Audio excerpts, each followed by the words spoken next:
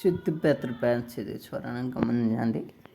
ఈ మార్జిన్ గీసుకున్న తర్వాత ఎలాగ రాయాలో గమనించండి. ఇక్కడ ప్లేస్ రాయాలి, రైట్ సైడ్ ప్లేసు, తర్వాత డేట్ దినయ ప్లేస్ దగ్గర కామా కొట్టాలి, దినయ దగ్గర ఫుల్ స్టాప్ పెట్టాలి. ఈ రెండు పెడితే మాత్రం మార్కులు అనేది మీకు వస్తుంది.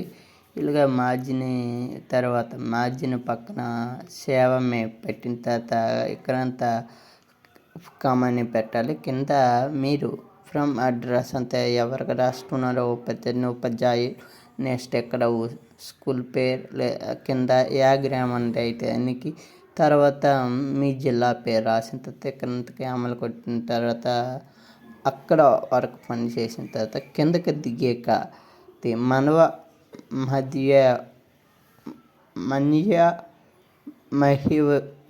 మహిదానం పుట్టేసి ఇక్కడ చూడండి మార్జిన్ ఎట్లా ఇలాగా కామా పెట్టిన తర్వాత దాని పక్కన దిగువ కొంచెం వెళ్ళిన తర్వాత ప్రణవం అంటే నమస్కరించుతూ ప్రణవం అంటే నమస్కరించుతూ అక్కడ ఫుల్ స్టాప్ పెట్టేసి మార్జిన్ పక్కన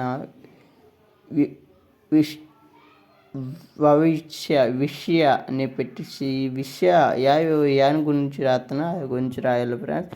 నెక్స్ట్ పక్కకి కొంచెం జరిగాక మీకు శవమే ఉంటుంది. శవ దగ్గర మీకు ఏంటి ప్రాబ్లం ఏంటి లెటరు రాసిన తర్వాత కిందగా ధన్యవాదాలు పెట్టేసి పక్కన ఇట్లోనే తెలుగుని ఉంటాం కదా ఫ్రెండ్స్, దీన్ని ఇండినా పెట్టేసి చూడండి ఫ్రెండ్స్.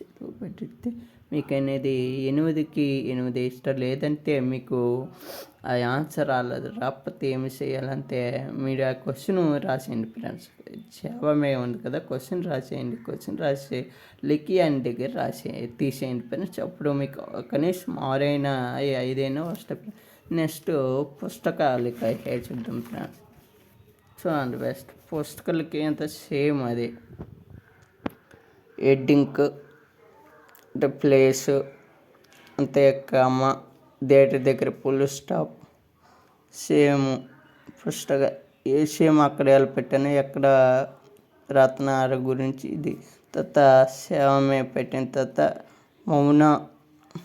మౌనార్ గురించి సేమ్ ఫ్రెండ్స్. ఇదంతా అలాగే రాయాలి.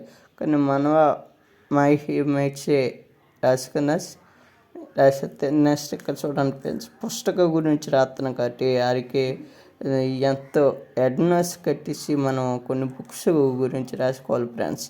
ఇక్కడ చూడండి పుస్తకాకి ఒకటోది తెలుగు వచ్చకు, 2 హిందీ వచ్చకు, 3వది గణిత వచ్చకు అని పెట్టేసి రాసిన తర్వాత లేకి మొత్తం ఎంత అయిందో మనం రాసిన తర్వాత మావ విద్య అని రాసిన తర్వాత నమస్కరించి ఇది ఫ్రెండ్స్. ఇలాగా రాసుకుంటే మీకు మంచి మార్కులు అనేవి వస్తుంది ఫ్రెండ్స్. ఇది ఫ్రెండ్స్ చెప్పాలనుకున్నాను. మీరు ఎగ్జామ్ ముందర చూసి వెళ్ళాలని కోరుకుంటున్నాను. నెక్స్ట్ ఆఫ్ ఆల్ అదేవిధంగా నిబంధకు వస్తాక మొత్తం సేమ్ ఫ్రెండ్స్. ఇక్కడ అనేది